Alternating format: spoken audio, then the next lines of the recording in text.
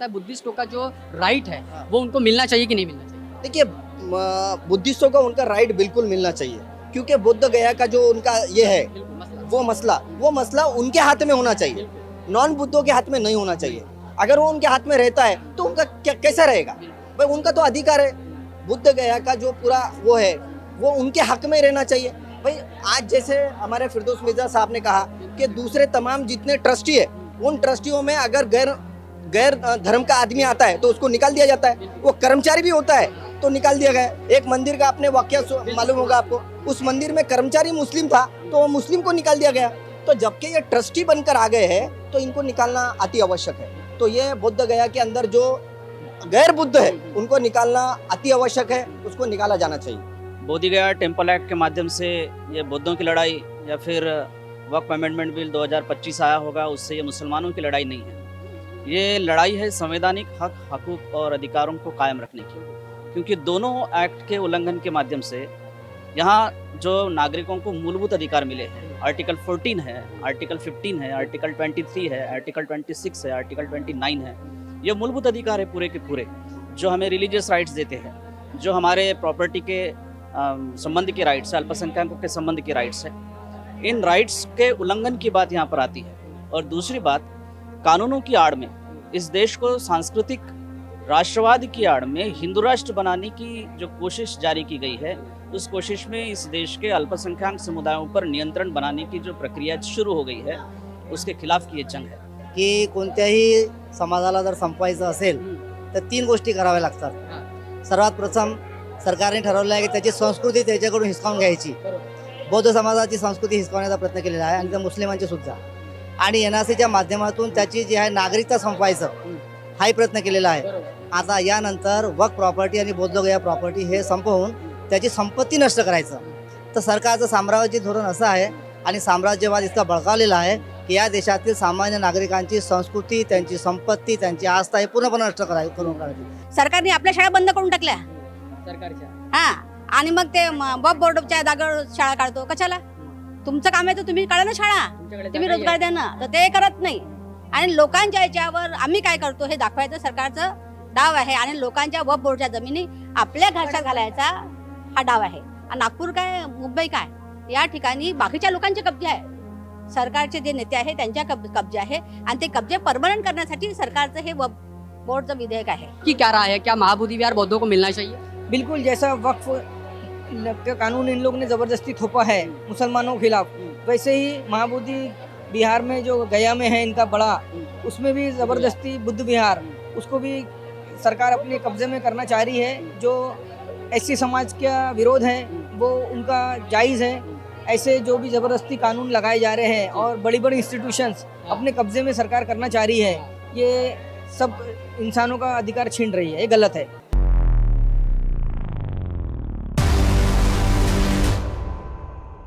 आवाज़ इंडिया पर आपका स्वागत है। इस वक्त हूँ मैं कन्वेंशन सेंटर में, और कन्वेंशन सेंटर में मुस्लिम और बुद्धिस्ट लोगों की एक जॉइंटरी मीटिंग थी। इस जॉइंटरी मीटिंग में तमाम बुद्धिस्ट और मुस्लिम कम्युनिटी के जो लोग थे वो यहाँ पर जुड़े हुए थे। आम जनता से जानने की कोशिश करेंगे, प्रतिक्रिया लेंगे कि इस मीटिंग को लेकर के उनके क्या उद्देश्य थे। भाईजान, आप अपना नाम बताइए। मेरा नाम मोहम्मद मुजतबा अंसारी है। भाईजान, आप बताइए कि ये जो मीटिंग थी, जॉइंटरी मीटिंग थी, और आप पूरा, हम देख रहे थे कि पूरा हॉल जो है भरा हुआ था, लोगों में उत्साह था, लोगों ने बड़े ही शांति तरीके से यहाँ पर जो है बातों को सुना। आपने जिस 2 विषयों का यहाँ पर जिक्र हुआ, आपको क्या लगता है कि बड़े बड़े विषयों की जानकर तो आप बोला है वहाँ पे, लेकिन आपकी क्या पर्सनल राय है? देखो, मैं तो सबसे पहले ये बोलूँगा कि राहत इंदौरी साहब ने जो कह के गए थे वो बहुत खूबसूरत कहे थे कि लगेगी आग जद में तो आएंगे कई घर। यहाँ सिर्फ मेरा मकान थोड़ी है, आज मेरा मकान जल रहा है, बुद्धिस्ट का मकान जल रहा है। कल को ये चुनौती दे रहा है आने वाले लोगों को कि भैया सिख आप भी चौकन्ने हो जाइए। मतलब जितने भी माइनॉरिटीज कम्युनिटी के लोग हैं सब चौकन्ने हो जाइए। एक तरफ से सबको पिसते हुए जाएंगी ये सरकार। तो इसीलिए यहाँ पे एक प्रोग्राम रखा गया था कि हमको जो वक्फ में संशोधन हो रहा है वो संशोधन ना बुद्धिस्ट को और ना मुस्लिम को, दोनों को एक्सेप्टेड नहीं है। तो ये पहल बहुत शुरू से चालू है। आज नागपुर में भी ये पहल हुई, माशाअल्लाह दोनों कम्युनिटी के लोगों ने भरपूर स्वागत किया, भरपूर प्रोग्राम को आयोजक को जो है अपनी सफलता तक के पहुंचाया। मैं तमाम लोगों के से भी शुक्रिया अदा करता हूं कि उन्होंने आए अपना वक्त जो है सही जगह यूज करके लोगों को बताया कि हम इसके विरोध में खड़े हैं। तो क्या ये चुनौती है या फिर ये मैसेज है उन लोगों को जो कि यहाँ पर राइट्स को दबाने की बात देखो करते ये हैं? चुनौती भी है और ये चेतावनी भी है। आज को चल के हमने हॉल में प्रोग्राम लिया है, अगर सरकार हमारा फैसला मंजूर करती है तो ठीक, नहीं तो ये हॉल से निकलकर सड़कों पर आकर चक्के जाम करके इंशाल्लाह जैसे हमारे बड़े तय करेंगे उस टाइप से हम विरोध प्रदर्शन जन आंदोलन कर सकते हैं। जन आंदोलन करेंगे, रास्ता रोकेंगे, जहाँ जहाँ से सरकार को चुनौती मिलती है वो काम हम करेंगे। महाबोध गया का जो है विषय यहाँ पर चला है, उसके बारे में आपकी क्या राय है? देखो महाबोधि का जो करा, मैंने वही बोला ना, पहले मुस्लिम से शुरुआत हुई, दूसरा बुद्धिस्ट पे आया, तीसरा और कम्युनिटी पे आएगा। तो इससे अच्छा ये है कि ये कानून को यहीं रोका जाए, आगे ना बढ़ाया जाए। सभी कम्युनिटी के लोगों से मैं गुजारिश करता हूँ कि मुस्लिम समाज या बुद्धिस्ट समाज का इस तरीके से वक्त में जो संशोधन हुआ है, इस तरीके से जहाँ जहाँ भी विरोध प्रदर्शन रहेगा सभी उसमें आयोजक हो, सभी उसमें शामिल होकर अपना विरोध सरकार तक के दायर करें। अपना विरोध जो है सरकार तक के पहुँचाना है, लेकिन शांतिपूर्ण तरीके से। तो यहाँ पर कुछ लोग जो है उनसे बातचीत करते हैं। सर, यहाँ पे जॉइंट मीटिंग हुई मुस्लिम और बुद्धिस्ट समाज की, क्या संदेश देना चाहेंगे? सरकारची अशी यावेळी आपल्याला दिसत असते सरकारचं मन की कोणत्याही समाजाला जर संपवायचं असेल तर 3 गोष्टी कराव्या लागतात। सर्वात प्रथम सरकारने ठरवलं आहे की त्याची संस्कृती त्याच्याकडून हिसकावून घ्यायची। बौद्ध समाजाची संस्कृती हिसकावण्याचा प्रयत्न केलेला आहे आणि त्या मुस्लिमांची सुद्धा, आणि NRCच्या माध्यमातून त्याची जी आहे नागरिकता संपवायचं हाही प्रयत्न केलेला आहे। आता यानंतर वक्फ प्रॉपर्टी आणि बौद्धगया प्रॉपर्टी हे संपवून त्याची संपत्ती नष्ट करायचं। तर सरकारचं साम्राज्यवादी धोरण असं आहे आणि साम्राज्यवाद इतका बळकावलेला आहे की या देशातील सामान्य नागरिकांची संस्कृती, त्यांची संपत्ती, त्यांची आस्था हे पूर्णपणे नष्ट करायची आणि त्याकरिता म्हणून सरकारच्या विरोधामध्ये हे आंदोलनं होत आहेत। यासाठी आपल्या भारतातील जे दुसरे घटक आहेत, जे अल्पसंख्याक समाज आहे, बौद्ध समाज आहे, मुस्लिम समाज आहे, याच्या विरोधामध्ये उभा झालेला आणि हेच आंदोलन त्याचं एक प्रतीक आहे। तर काय हा संस्कृतीवर जे सरकार आहे ते लोकांच्या संस्कृतीवर आघात करत आहे असं आपलं म्हणणं आहे? बरोबर आहे। सरकारने याआधी बरेच प्रयोग केलेले आहेत। सांस्कृतिक साम्राज्यवादाच्या खाली शाळेमधून, शिक्षणाच्या माध्यमातून त्यांची जी परंपरा आहे, रूढी आहे, संपवण्याचा प्रयत्न केलेला आहे। वेगवेगळे प्रयोग जे आहेत ते त्या शाळेमध्ये केलेले आहेत। ही संस्कृती आहे, काय खायचं, काय नाही खायचं, कोणतं वस्त्र घालायचे, कोणते नाही घालायचे हे ठरवलेलं आहे आणि वेगवेगळ्या समाजाला ते विभाजित करून त्याची संस्कृती, त्याची संपत्ती आणि त्याची आस्था आणि त्याचे जे आता त्याच्या संस्कृतीचे प्रतीक आहेत, मस्जिदी आहेत, दर्गा आहेत, त्याचे ईदगाह आहेत, हे संपवण्याचा प्रयत्न आहे आणि त्याच्याच माध्यमातून बौद्धगयाचं सुद्धा संपवण्याचा प्रयत्न करत आहे। म्हणजे मायनॉरिटीजचे जे कॉन्स्टिट्युशनल रिलिजियस राईट्स आहेत त्यांच्या विरोधात सरकार हे नवीन नवीन कायदे तयार करत आहे आणि त्या संदर्भात आज तुमची जॉईंट मीटिंग झाली। बौद्धगया संदर्भात आपलं काय मत आहे? बौद्धगया संदर्भात असो की कोणत्याही जे आस्थेचे केंद्र आहेत, जे परंपरेने मिळालेले आहेत आणि आपल्या सर्वांना माहिती आहे की बौद्धगया हे बौद्धांचं आस्थास्थान आहे आणि खूप प्राचीन काळापासून आहे। ते हिसकावण्यासाठी जो कायदा केलेला आहे की त्याच्यामध्ये दुसऱ्या धर्मांचे लोक घातलेले आहेत, जेणेकरून त्यांच्या पक्षामध्ये त्यांनी निर्णय घ्यावे आणि ती पूर्ण संपत्ती सरकारला देऊन टाकावी। ज्याप्रमाणे वक्फ बोर्डाच्या माध्यमातून मुस्लिमांची संपत्ती हडपण्याचा आणि अडाणी आणि अंबानी सारख्या साम्राज्यवाद्यांना देण्याचा प्रयत्न आहे, तसा बौद्धगयाचा आहे आणि म्हणूनच आम्ही मुस्लिम बांधव बौद्धगयासाठी बौद्ध बांधवांसोबत त्याच्यासोबत लढा देण्यास, खांद्याला खांदा देऊन लढण्यास तयार आहोत।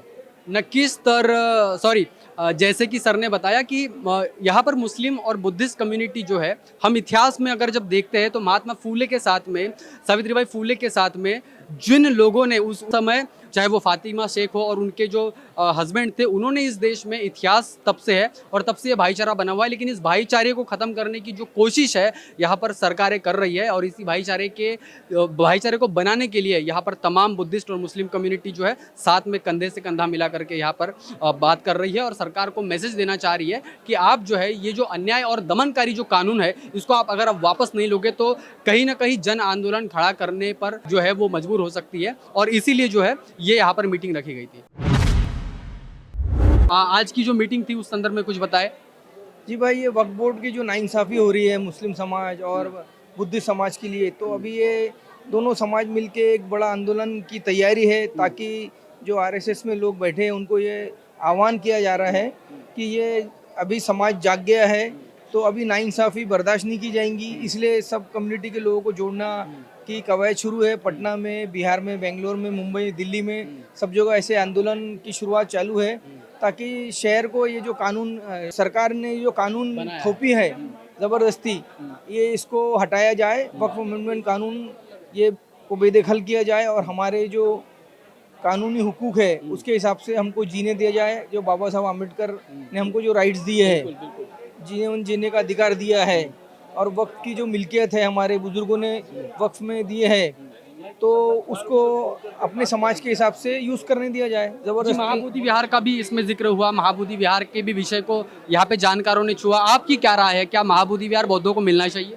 बिल्कुल, जैसा वक्फ का कानून इन लोग ने ज़बरदस्ती थोपा है मुसलमानों के खिलाफ, वैसे ही महाबोधि बिहार में जो गया में है इनका बड़ा, उसमें भी ज़बरदस्ती बुद्ध विहार, उसको भी सरकार अपने कब्जे में करना चाह रही है। जो एससी समाज का विरोध है वो उनका जायज़ है। ऐसे जो भी ज़बरदस्ती कानून लगाए जा रहे हैं और बड़ी बड़ी इंस्टीट्यूशंस अपने कब्जे में सरकार करना चाह रही है, ये सब इंसानों का अधिकार छीन रही है, ये गलत है।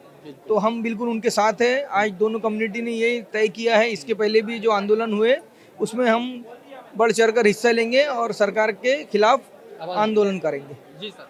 जी सर, अभी जो ये प्रोग्राम हुआ है जी। वक्फ अमेंडमेंट एक्ट जी। और बोध गया मुक्ति आंदोलन, ये दो आंदोलन के तहत प्रोग्राम हुआ है। और आप जैसे कि जानते हैं 2012 से सुप्रीम कोर्ट में बोध गया मुक्ति का केस रिट पिटिशन चालू है, और अभी वक्फ की ज़मीन जो है वो ईश्वर अल्लाह के नाम पे वक्फ रहती है, वो कभी वक्फ के बाद में दूसरा कोई उसको अधिग्रहण कर नहीं सकता। लेकिन अभी जो तत्कालीन हुकूमत है, जो गवर्नमेंट है, मोदी गवर्नमेंट, वो चाहती है कि इस ज़मीन को अपने कब्जे में ले। अडानी अंबानी के भी कब्जे में है ज़मीनें, कुछ सरकार के कब्जे में है, तो उनके नीयत में फतूर आ चुका है। इसलिए उन्होंने ये नया एक वक्फ एक्ट लाया है 2025, और इसको पारित किया है, जिसमें वो लिमिटेशन एक्ट को ये कर रहे हैं। दूसरा उन्होंने नॉन मुस्लिम्स को उसके अंदर शामिल करने की बात कही है। ये सब अन्याय है, और इस अन्याय के खिलाफ में सारा मुसलमान जो है वो खड़ा होगा, और खड़ा होकर इस लड़ाई को लड़ेगा। अभी 7 जुलाई को पहला चरण खत्म हुआ है all India Muslim personal board का। इसके बाद में दूसरा जो है सुप्रीम कोर्ट का जो निर्णय आएगा, अगर निर्णय समाधान कारक नहीं रहेगा तो all India Muslim personal board की जानिब से फिर से एक बड़ा आंदोलन होगा, जो रास्ते का आंदोलन, और उस आंदोलन इतना बड़ा होगा कि हुकूमत को अपना ये एक्ट वापस लेने पे मजबूर कर दिया जाए। जी, बोध गया का भी यहाँ पर जो है मतलब बुद्धिस्ट लोग भी यहाँ पर इस जॉइंट्री मीटिंग में शामिल हुए। आपको क्या लगता है कि जिस तरीके से मुस्लिमों के धार्मिक मसलों में सरकार कहीं ना कहीं इंटरवीन कर रही है, बुद्धिस्टों के साथ में भी कुछ ऐसा ही हो रहा है, तो आपको क्या लगता है बुद्धिस्टों का जो राइट है वो उनको मिलना चाहिए कि नहीं मिलना चाहिए? देखिए, बुद्धिस्टों को उनका राइट बिल्कुल मिलना चाहिए, क्योंकि बुद्ध गया का जो उनका ये है वो मसला उनके हाथ में होना चाहिए, नॉन बुद्धों के हाथ में नहीं होना चाहिए। अगर वो उनके हाथ में रहता है तो उनका कैसा रहेगा? भाई उनका तो अधिकार है, बुद्ध गया का जो पूरा वो है वो उनके हक में रहना चाहिए।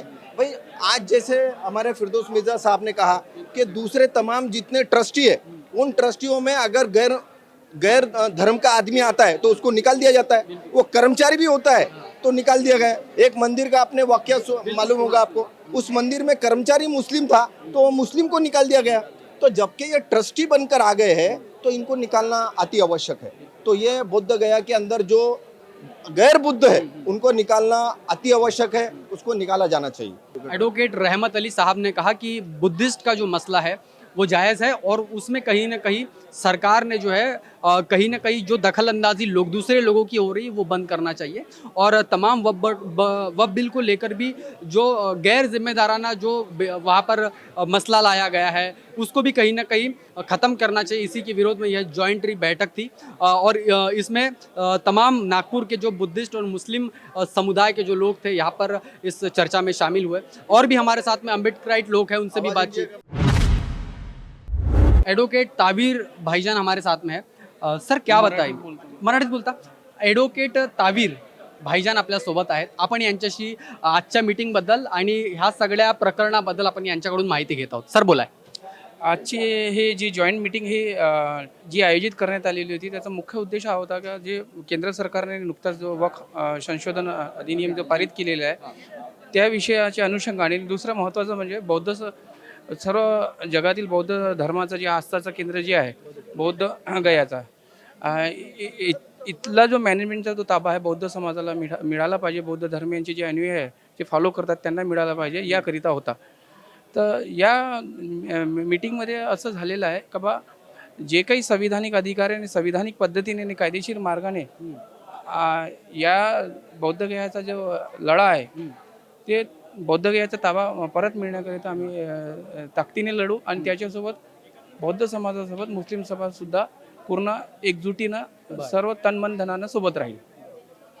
तर बुद्ध आणि जे मुस्लिम कम्युनिटीचे जे लोक आहेत यांनी या जॉईंटरी मीटिंगमधून एक असा संदेश दिलेला आहे की बुद्धिस्ट आणि मुस्लिम हे इतिहासातही एकत्र होते, आताही एकत्र आहेत आणि भविष्यातही हे लोक एकत्रित राहणार आहेत. फक्त सरकारने आमच्या जे रिलिजियस मॅटर्स आहेत त्याच्यामध्ये जर घोडदौड नाही केली तर हा अतिउत्तम होईल आणि हाच संदेश इथून नागपूरवरून यांनी दिल्लीपर्यंत पोहोचवण्याचं काम केलेलं आहे. तुम्ही बघत आहात आवाज इंडिया TV. अजून आम्ही इतर लोकांशी बातचीत करू आणि आपल्या प्रतिक्रिया आपल्यापर्यंत पोहोचू. हमारे साथ में कुछ बुद्धिस्ट कम्युनिटी के लोग उनसे बातचीत करते हैं कि क्या इस मीटिंग से वो क्या संतुष्ट है और आने वाले समय में क्या बुद्धिस्ट और मुस्लिम जो लोग हैं वो क्या ये एकता आगे भी बरकरार रहेगी. सर क्या बताना चाहेंगे आज जो जॉइंटरी मीटिंग हुई बुद्धिस्ट और मुस्लिम कम्युनिटी की, क्या संदेश देना चाहोगे. सर्वांना सर्वप्रथम माझा जय भीम.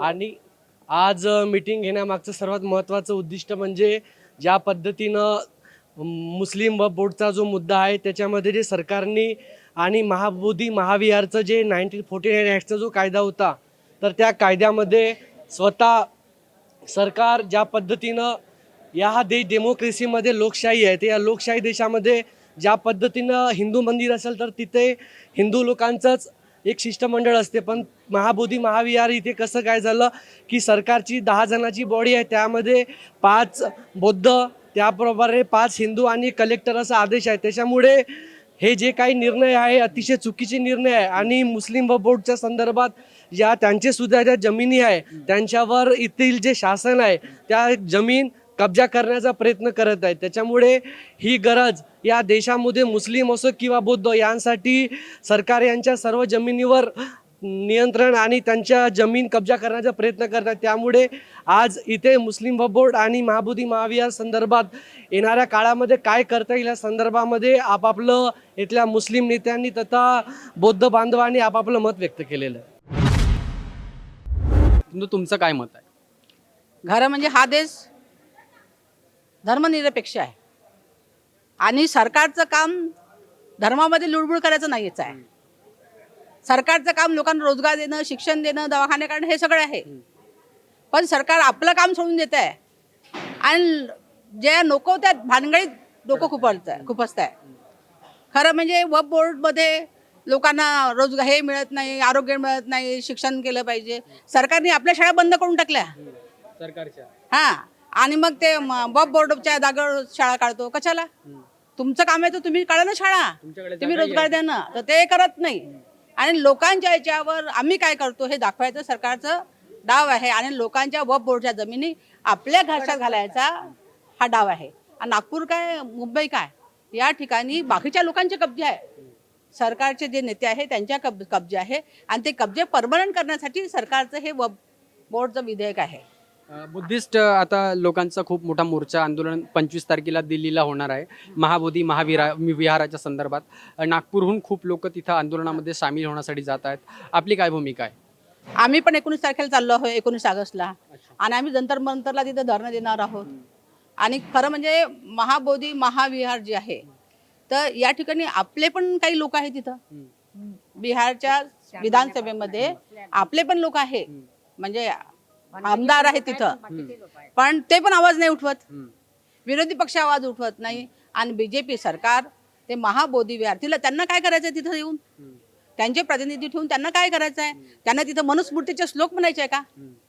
आणि असं असेल तर आम्ही त्याचा विरोध करू आणि आम्ही सगळे एकत्र येऊ. समजा एकटा समाज असेल तर तो काही करू नसेल शकत, तर दोन समाजाने एकत्र आलं पाहिजे, सगळ्या समाजाने एकत्र आलं पाहिजे आणि आपल्या हक्काचं रक्षण केलं पाहिजे, ही आमची भूमिका आहे. आणि त्यासाठी बुद्ध आणि मुस्लिम आम्ही एकत्र येऊ हे आमचं आहे. याशिवाय मुस्लिम ख्रिश्चन सुद्धा येतील, म्हणजे बाकीचे ख्रिश्चन सिख हे सुद्धा येतील अशी आमची अपेक्षा आहे. हमारे साथ में एडवोकेट रायपुरे साहब है, जो इस पूरे मसले को और आज की इस जॉइंट मीटिंग को सर ने एड्रेस भी किया. सर से ही जानेंगे कि इस मीटिंग के पीछे का जो एक स्ट्रॉन्ग उद्देश्य, एक ऑब्जेक्टिव क्या था. सर कैसा देखते हैं आप इस पूरी जॉइंट मीटिंग को? क्या एक बहुत बड़ा संदेश नागपुर से दिल्ली तक पहुंचाने का काम हो रहा है? निश्चित तौर पर, क्योंकि ये किसी धर्म की लड़ाई नहीं है. बोधगया टेम्पल एक्ट के माध्यम से ये बौद्धों की लड़ाई या फिर वक्फ अमेंडमेंट बिल 2025 आया होगा, उससे ये मुसलमानों की लड़ाई नहीं है. ये लड़ाई है संवैधानिक हक, हकूक़ और अधिकारों को कायम रखने की. क्योंकि दोनों एक्ट के उल्लंघन के माध्यम से यहाँ जो नागरिकों को मूलभूत अधिकार मिले हैं, आर्टिकल 14 है, आर्टिकल 15 है, आर्टिकल 23 है, आर्टिकल 26 है, आर्टिकल 29 है. ये मूलभूत अधिकार है पूरे के पूरे, जो हमें रिलीजियस राइट्स देते हैं, जो हमारे प्रॉपर्टी के संबंध के राइट्स है, अल्पसंख्यकों के संबंध के राइट्स है. इन राइट्स के उल्लंघन की बात यहाँ पर आती है. और दूसरी बात, कानूनों की आड़ में इस देश को सांस्कृतिक राष्ट्रवाद की आड़ में हिंदू राष्ट्र बनाने की जो कोशिश जारी की गई है, उस कोशिश में इस देश के अल्पसंख्यक समुदायों पर नियंत्रण बनाने की जो प्रक्रिया शुरू हो गई है, उसके खिलाफ की ये जंग है. और इस जंग का संदेश यहाँ से दिल्ली तक और दिल्ली से पूरे देश भर में पहुँचाना ज़रूरी है. नागपुर पूरे भारत की एक सांस्कृतिक राजधानी है, इसलिए इस सेंटर को चुना गया है. देश में 4 अलग अलग जगहों पर दोनों मुस्लिम पर्सनल लॉ बोर्ड और भारतीय भागीदारी मिशन के माध्यम से अलग अलग संगोष्ठियाँ हुई है. लेकिन नागपुर से जो संदेश जाता है वो बहुत बड़ा होता है. और आने वाली 19 तारीख को जब सदन का अधिवेशन चलेगा, उस अधिवेशन के दौरान भी नागपुर के अंदर एक बहुत बड़ी रैली वहाँ होगी. उसके माध्यम से सरकार को चेताने का काम किया जाएगा. एक सर सवाल रहेगा कि जिस तरीके से आज ये संगोष्ठी हुई है, ये जो वार्तालाप हुआ है, 2 मेजर कम्युनिटी जो कि इस देश में कॉन्स्टिट्यूशनल अपने राइट्स के लिए काफ़ी एग्रेसिव रहती है और काफ़ी जागरूक भी रहती है. ऐसे में आपको क्या लगता है भविष्य में ऐसी संगोष्ठियाँ होनी चाहिए? क्या ये वक्त की ज़रूरत बन चुकी है? ये सभी मजलूमों के हक की बात है. इस देश का मुसलमान होगा, इस देश का आदिवासी होगा, इस देश का दलित होगा, इन सभी को अपने अपने हकों के लिए इकट्ठा आना चाहिए. और उनको इकट्ठा लाने के लिए संगोष्ठी और संगोष्ठियों के माध्यम से उनका प्रबोधन होना कि उनके संवैधानिक अधिकार तो बने हैं, उन अधिकारों का अमल में आने से पहले ही हनन शुरू हो गया है. 75 साल हो गए इस देश में संविधान के अधिकारों के बारे में जनता पूरी तरह जागरूक नहीं. अब जागरूक होने लगी है तो उसको छीनने का काम शुरू हो गया है. संविधान को सीधा नहीं छेड़ सकते, तो ऐसे कानूनों के माध्यम से संविधान के दिए हुए अधिकारों को छीनने का काम हो रहा है. तो ऐसी संगोष्ठियाँ एक बहुत बड़ी भूमिका निभाती है जनता को जागरूक करने में, देश के जनता को संवैधानिक अधिकारों के लिए लड़ने के लिए तैयार करने के लिए. सर, आपने देखा होगा कि महाराष्ट्र में जन सुरक्षा विधेयक भी मतलब विधानसभा और विधान परिषद में भी पास हो चुका है. लेकिन क्या लगता है पूरे महाराष्ट्र में दबी आवाज़ में लोग उसका विरोध कर रहे हैं, कुछ खुले ओपन में भी बात कर रहे हैं. तो आपको क्या लगता है ये जो बिल उन्होंने लाया, ये डायरेक्ट फंडामेंटल 19 का जो हमारा जो राइट है उसका क्या वायलेशन हो रहा है? बिल्कुल सीधा वायलेशन है. इस देश के अंदर डर का माहौल बनाने का काम जो चल रहा है. अभी देखिए कि ये कानून आया और लोग खुली तौर पर बोलने से अभी से डरने लगे. तो ये डर का माहौल बनाना चाहते हैं. लेकिन हम ऐसे संगोष्ठियों के माध्यम से जनता तक ये पहुंचाना चाहते हैं कि कानून से, यानी कानून जिससे जनरेट होता है, जो सोर्स ऑफ लॉ है वो भारत का संविधान है. तो ये एक्ट भी कानून जो है न्यायालयों में चैलेंज होगा और हमें नहीं लगता कि ये टिक पाएगा, क्योंकि ये संवैधानिक अधिकारों का हनन करती है. जिस इसे नक्सल के नाम पर लाया गया है, तो ये नक्सल के नाम पर, अर्बन नक्सल के नाम पर शहरी लोगों के यानी एक्टिविज्म को रोकने का काम है. खास करके हमने पिछली बार देखा है विधानसभा और लोकसभा में जिस तरह से लोग सरकार के खिलाफ जो नॉन पॉलिटिकल फ्रंट्स हैं वो एक्टिव हुए और लोगों को उन्होंने जागरूक किया. तो ये सरकार के खिलाफ की आवाज़ नहीं है, ये लोगों के संवैधानिक अधिकारों की जागृति की आवाज़ है. ये उनको दबाना चाहते हैं, ये इसको सरकार के खिलाफ का डाइसेंट बनाना चाहते हैं, ये इसको सरकार के खिलाफ लोगों में एग्रेशन फैलाने वाली बात बनाना चाहते हैं, उनको अर्बन नक्सल बनाना चाहते हैं. या अम्बेडकरवादी लोग होंगे, जो बिरसावादी लोग होंगे, जो आदिवासियों के हक के लिए लड़ेंगे, उन लोगों को दबाना चाहते हैं. और ख़ास करके इस बात का असर जो है वो गढ़चिरौली में देखने को मिलेगा, क्योंकि गढ़चिरौली में जिस तरह से माइनिंग प्रोसेस शुरू हो गई है और माइनिंग प्रोसेस में वहाँ की जंगलों से आदिवासियों को भगाया जा रहा है, उसके जो अधिकार, उसके जो मुआवजा जो हम कहते हैं वो पूरी तौर पर आदिवासियों को कहाँ मिल पाया है। उनको नौकरियां नहीं मिल रही है, उनका जो विस्थापित होने वाला आदिवासी है उसका योग्य तौर पर उसको बिठाया नहीं जा रहा है और उसके खिलाफ आवाज के दमन के लिए ये एक्ट लाया जा रहा है। खास करके गढ़चिरौली के आदिवासियों के दमन की ये बात शुरू हो गई। इससे जनता को जागरूक होना बहुत ज़रूरी है। तो साथियों, आपने देखा कि एडवोकेट रायपुरे साहब जो कि कानून के बहुत जानकार है और नागपुर का जो अपना हमारा हाई कोर्ट है उसमें वकीली करते हैं। इन्होंने बहुत ही बेहतरीन तरीके से चाहे वो वक्फ बोर्ड हो, चाहे वो बोध गया का बीटी एक्ट हो और अभी जो जन सुरक्षा विधेयक सरकार लाने जा रही है, इसको अपने अंदाज में इसको समझाया ताकि लोग जागरूक हो सके। सरकार जो है उनकी जो ऑब्जेक्टिव है वो उसके ऊपर काम कर रही है, लेकिन भारत का जो नागरिक है और भारत का जो संविधान है ये सर्वोच्च हमेशा होता है। इस बात का जो मैसेज है सर ने यहाँ से दिया हुआ है और आने वाले समय में इनकी क्या स्ट्रैटेजी रहेगी ये हम आपको बिल्कुल आने वाले समय में रूबरू करवाएंगे। एक राहत इंदौरी साहब का शेर है वो मैं यहाँ पे कोट करना चाहूँगा कि लगेगी आग तो आएंगे सभी जद में, यहाँ खाली हमारा मकान थोड़ी है और सभी का खून शामिल है यहाँ की मिट्टी में, हिंदुस्तान किसी के बाप का थोड़ी है। ये जो एक धर्म, एक कपड़ा और एक रंग, वन नेशन वन इलेक्शन वाली जो बात हो रही है, इसी के खिलाफ डाइवर्सिटी में यूनिटी यहाँ से ये जो बात है यहाँ से शुरू हो चुकी है और ये मैसेज जो है दिल्ली तक के और दिल्ली की उस सरकार तक के पहुंचाना जरूरी है जो हमारे अधिकारों का और हमारे पूरे तमाम राइट्स का हनन करना चाहती है। आप देख रहे हैं आवाज़ इंडिया टीवी। धन्यवाद।